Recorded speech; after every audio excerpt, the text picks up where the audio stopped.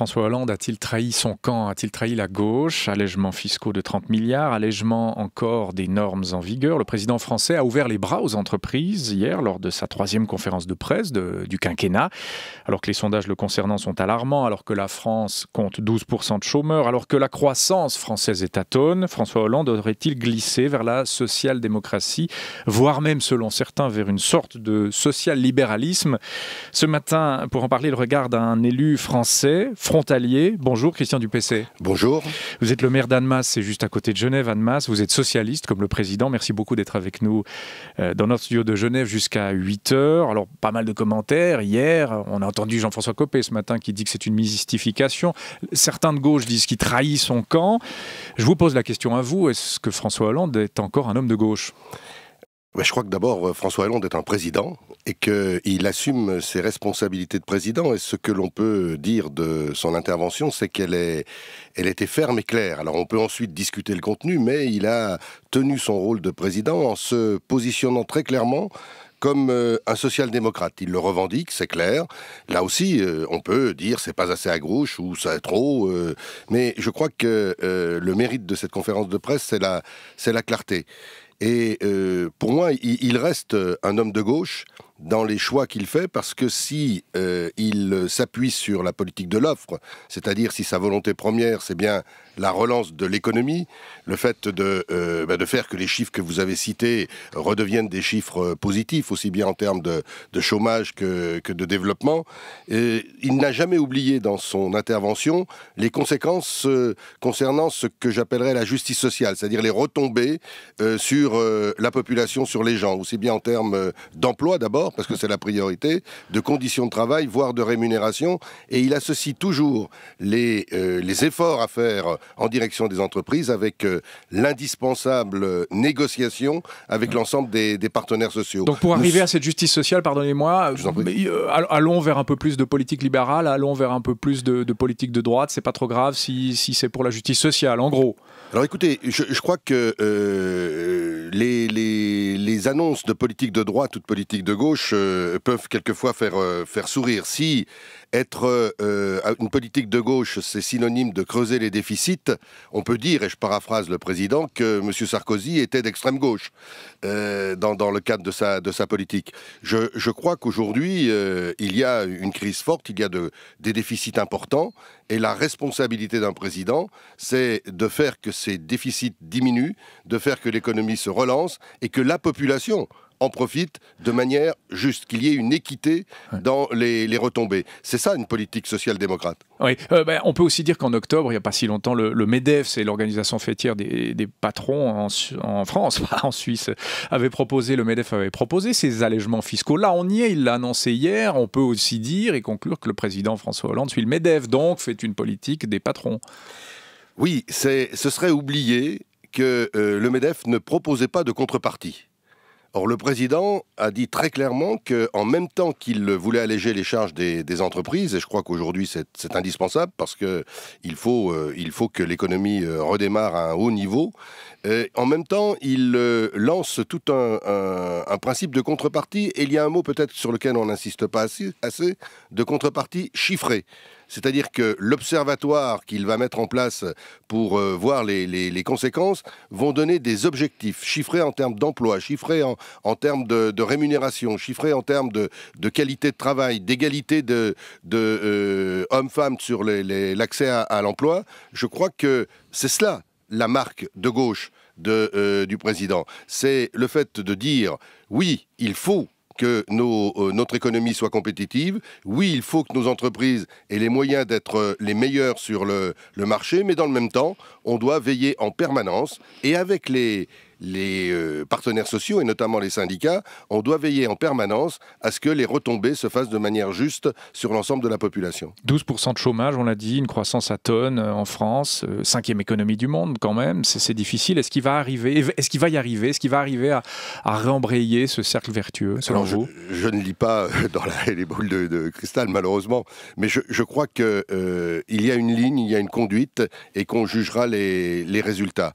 Je crois que la situation situation française est pleine de potentiel. Vous citez des chiffres, mais puisque nous sommes dans la région frontalière, le taux de chômage côté Haute-Savoie, par exemple, est à 8%. Il y a d'autres régions où l'emploi redémarre. Et puis, il y a une capacité d'innovation qui n'est sans doute pas utilisée à plein. Il y a des outils formidables comme le crédit impôt recherche, comme le lien justement entre l'innovation, l'enseignement, les universités et la production, qui sont des spécificités françaises. Et je crois vraiment qu'on a les atouts pour réussir. On a les atouts pour réussir. Il faut peut-être qu'on arrête de se plaindre sans arrêt et qu'on retrousse les manches en disant allons-y et chacun en bénéficiera. Ouais, ça c'est un peu le cliché que les Suisses ont à propos de la France. Ce sont des gens qui se lamentent, les Français qui se plaignent. Vous dites c'est pas faux. Arrêtons de nous plaindre. C'est pas complètement faux. Non, les Français sont des gens qui se plaignent trop. Je crois que vous savez, quand on regarde que les Français sont plus pessimistes que les Afghans sur leur avenir, ça peut interroger. Ça vient d'où ça? Vous l'attribuez à quoi? C'est un sondage qui a été... Oui, non, mais je veux dire, cette lamentation constante des Français, ça vient d'où? C'est historique? C'est à travers les âges? Ça vient d'où? Je sais pas, je suis pas sociologue, donc je ne sais pas, mais je pense qu'on a ce regard qui peut d'ailleurs avoir un aspect positif, ce regard critique permanent sur ce que l'on fait, le fait de dénigrer ce que l'on fait. Mais aujourd'hui, il faut passer la vitesse supérieure. Et c'est finalement le message du président. Je crois que si j'avais un reproche à lui faire au président, je dirais qu'on aurait pu attendre ce langage clair, fort, net, un peu plus tôt. Un peu plus tôt. C'est le reproche qu'on pourrait lui faire. Mais aujourd'hui, on ne peut pas lui reprocher, si on dit cela, de le tenir, ce langage. Il y a là une voie qui est tracée. Allons-y. Vous êtes un élu frontalier, vous êtes maire d'Annemasse à côté de Genève, Christian Dupessé. Le 9 février prochain, ça ne vous a pas échappé, les Suisses vont voter sur l'immigration de masse, initiative de l'UDC, on aura d'autres votations sur Ecopop, etc. La Suisse a rendez-vous avec la thématique de son immigration cette année, et partant avec les accords bilatéraux qu'on connaît depuis un peu plus de 10 ans. Vous suivez ce dossier? Est-ce que ça vous inquiète d'une certaine manière, ce sur quoi vont voter les Suisses? Je suis le dossier parce qu'évidemment, je suis très intéressé par l'actualité genevoise et helvétique d'une manière générale. Mais je crois que les enjeux sont d'abord suisses, sont d'abord helvétiques. Et que si, par malheur, le texte proposé par l'UDC était majoritaire, c'est d'abord la Suisse qui serait victime de ce résultat.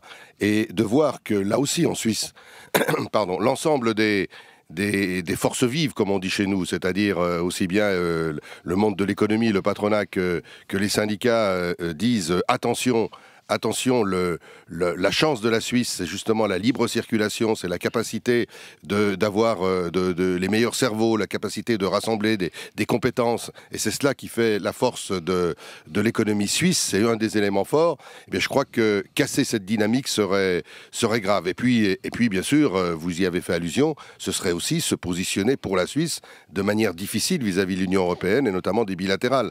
Il y a comme cela des échafaudages qui peuvent s'écrouler avec un vote. Alors, je ne veux pas m'immiscer dans les affaires suisses. Les Suisses ont une pratique de la démocratie directe suffisante et tout à fait consciente et importante. Mais je crois vraiment que l'intérêt de la Suisse, l'intérêt de tous les Suisses, c'est que la libre circulation se poursuive. C'est un avantage indéniable pour l'économie. Vendredi dernier, dans l'émission Forum, le conseiller d'État MCG Genevois Mauro Poggia avait déclaré vouloir étendre la préférence cantonale, la fameuse préférence cantonale, à toutes les entreprises subventionnées par l'État et aux sous-traitants. La préférence cantonale, vous en pensez quoi? C'est fermer la porte aux frontaliers?